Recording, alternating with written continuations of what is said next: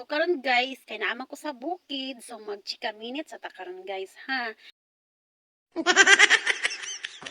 So karon makita niyo guys nga nako sa ilalim sa kalubian. Pak. So kabalo naman mo guys no ngano nami karon sa bukid no.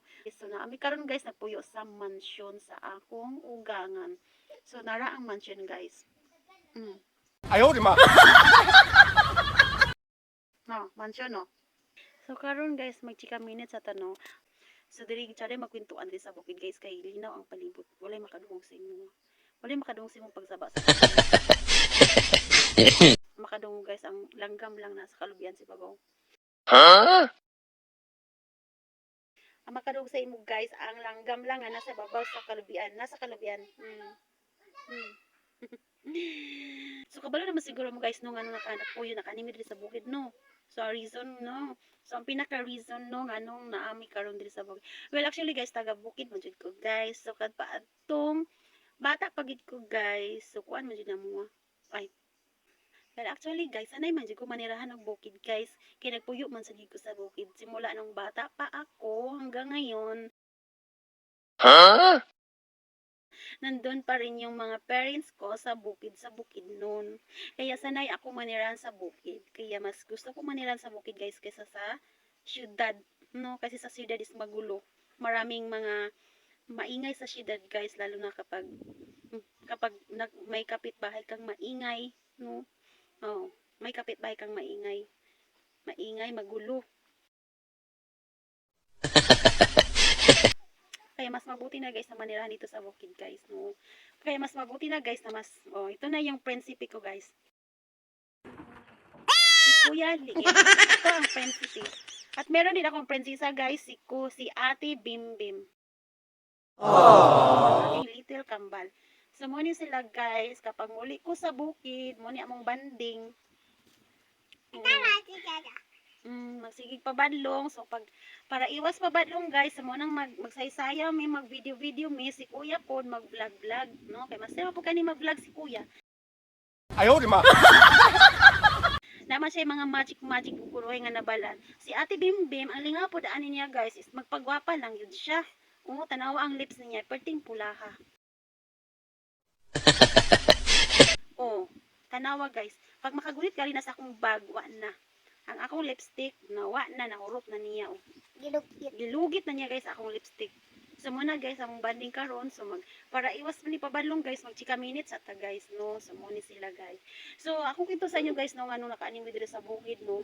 Before pa may nakani sa bukid guys, so nagpuyo man din sa syudad, no, sa Cagayan de Oro City, no. So kabalo naman siguro mo kay.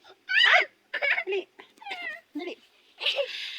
So kabalo naman gid mo guys no anong nakaani diri sa bukid karon sa ami diri nagpuyo no. So dere. Tabak ko mama ya, tabak ko. So sa amo magipuyan sa una guys. Dito sa kuan sa Cagayan de Oro City dito mi nagpuyo kay no naaman dito pud akong trabaho. So naman dito akong trabaho guys. So dito mi nanarbaho man mi dito. So dili ko nato maiwasan guys no natin mga silingan. Natin mga silingan. Ato may kayang-yang. Ay, ato da may kayang-yang guys. So ato mo among bisitaon si Yang-yang dito sa Cagayan mo na ginasulti. Dala na sa yang-yang. So guys namong namit karon diri guys ako mga anak. So diri na nina ako padakon akong mga anak. Akong anak mga anak nga mga uy. Akong mga anak. So ako na pa po sa anak guys so, sa Bukidnon. Si Manoy. Hi Manoy. Hi, Manoy. Si Manoy namo. So nanana si Manoy karon. Hi Manoy. Nami karon diri. Ay, So guys no. bidoy, di ay. Ano yung Nasa- banding? Mama, asa di bidoy? Sa Bukidnon. Asa nga bukid nun, Lula?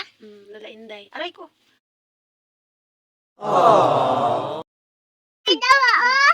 Dawa. Maglayog-layog mi din ni ilalim sa kalubian.